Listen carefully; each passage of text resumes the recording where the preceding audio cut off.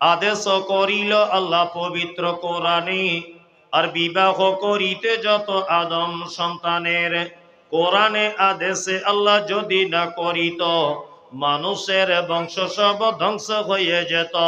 কিন্তু বর্তমানে হতেছে এমন, বেটির বিয়েতে বেটার বাপ নিচ্ছে কত পণ। কেহ দোনা দানা নিচ্ছে, কেহ টাকা করি, কেহ জমি জায়গা নিচ্ছে, কেহ নিচ্ছে বাড়ি। আবার কত বাপজি বলে নিব না কপন, বেটা বেটি সাজিয়ে দিকে বিয়াই আপন। টাকার বেলায় সাধু সাজে, জমির বেলায় চোর। বর্তমানে বেটার বাপ এমনি হারামখোর। চোর লোকে চুরি করে অন্ধকার হলে, বেটার বাপ করে চুরি দিনেরও উজ্জ্বলে।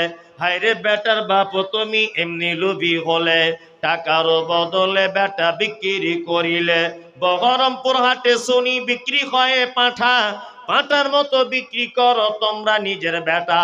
হায়রে বেটার বাপ তুমি এমনি লোভী হলে, পাঁঠার মতো বেটা বিক্রি করিলে। তোর জন্য কত নারী বিষ পান করে, কত নারী গলায় দড়ি দিয়ে ঝুলে পড়ে।